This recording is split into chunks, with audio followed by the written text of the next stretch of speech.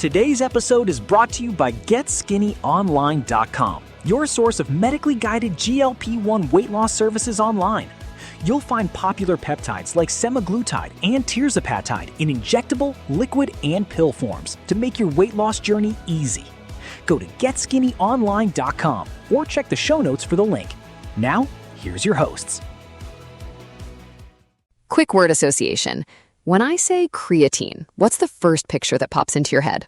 Honestly, a 22-year-old guy in a tank top at the gym, shaker bottle in hand, grunting through his fourth set of bicep curls. Exactly. That's the reputation. For decades, creatine has been filed under Bodybuilder Bro supplement. But here's what's fascinating. One of the fastest growing groups Googling creatine right now is women over 40, and specifically women in perimenopause and menopause. The reputation is completely out of date. And that's such a great topic for this show because this is a case where the science genuinely raced ahead of the stereotype.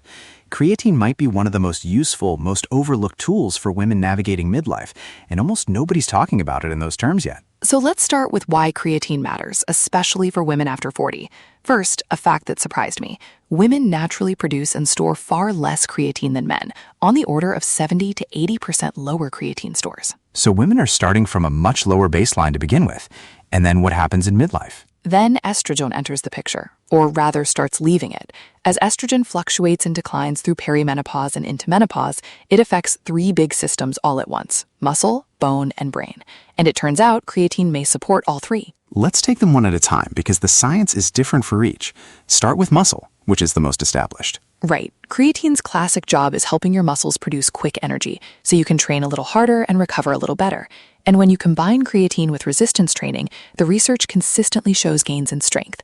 There was a 14-week study in perimenopausal and postmenopausal women, average age around 54, doing supervised strength training, and the creatine group saw significant increases in lower body strength. And that's huge for this audience because lower body strength is what keeps you steady on your feet, climbing stairs, getting up off the floor. That's independence as you age. Now bone. This one's really interesting. There was a 12-month Canadian study of postmenopausal women. Everyone did resistance training 3 days a week, but half also took creatine, and the creatine group lost noticeably less bone at the femoral neck. That's the top of the thigh bone, a really common fracture site, compared to the placebo group. Which matters enormously because bone loss accelerates around menopause, and a hip fracture later in life can be genuinely life-changing. But I want to underline something you said because it's the whole ballgame. Say it. The bone benefit showed up when creatine was paired with resistance training. Creatine is not a magic pill you swallow while sitting on the couch. It's an amplifier. It works with the training, not instead of it. That's the Quick reminder that today's episode is brought to you by GetSkinnyOnline.com, your source of medically guided GLP-1 weight loss services online. You'll find popular peptides like semaglutide and tirzepatide in injectable, liquid, and pill forms to make your weight loss journey easy. Go to GetSkinnyOnline.com or check the show notes for the link. Now, back to the show. single most important thing in this whole episode, honestly. Creatine plus lifting, not creatine alone. Okay, the third one is the one getting all the headlines lately, the brain. Yes, so creatine helps your cells regenerate their immediate energy currency, and your brain is an incredibly energy-hungry organ. During menopause, that brain energy production tends to dip, which is part of why so many women report brain fog, word-finding trouble, and mental fatigue. The classic, I couldn't remember the word for orange at breakfast moment. Exactly that. And emerging research suggests creatine may help here, with things like short-term memory, processing speed, and mood. There was a recent randomized trial in perimenopausal and menopausal women that found improvements in cognition and called the approach promising, safe, and practical. But I want us to be really honest about the word emerging, because that's where a lot of wellness content oversells. Completely agree. So here's the honest framing. The muscle and bone evidence, when paired with training, is fairly strong. The brain and mood stuff is genuinely promising but earlier stage. As one researcher put it, it's not going to be a silver bullet that erases 30 years of brain fog. The high-quality cause and effect studies are still catching up, so we hold it as encouraging, not proven. That's the responsible way to talk about it. Let's bust a couple of myths, because they're everywhere. Myth number 1, creatine will make women bulky. No. Women don't have the hormonal profile to bulk up easily, and creatine isn't a hormone. What it supports is strength and lean muscle, which for most midlife women means feeling stronger and more toned, not bigger. Myth number 2, creatine is unsafe, especially for older adults. Creatine is actually one of the most extensively studied supplements on the planet, and for healthy adults it has a strong safety track record. That said, and this is important, if you have kidney issues or you're on medications, you need to check with your doctor first.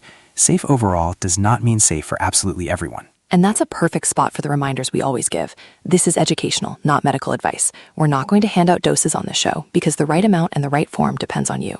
Please talk to your doctor or pharmacist about whether creatine fits your health picture and your medications before you start. And there's a nice connection to our sponsor here. If you're working on losing weight, one of your biggest goals should be holding on to your muscle while you do it. Creatine plus strength training is one tool for that, and a medically guided approach ties the whole picture together. Right. Our sponsor, Get Skinny Online, is a telehealth provider offering medically guided weight loss. So you've got professionals helping you lose fat while protecting the muscle and strength you're working to build. You can learn more at getskinnyonline.com. All right, let's bring it home. 3 key takeaways. 1. Creatine is not just for bodybuilders. Women start with much lower stores, and midlife hormone changes make it a genuinely interesting tool for muscle, bone, and possibly brain. 2. It's an amplifier, not a magic pill. The real benefits, especially for bone, show up when creatine is paired with regular resistance training. 3. Be a smart consumer. The muscle and bone evidence is fairly solid. The brain and mood evidence is promising but still emerging.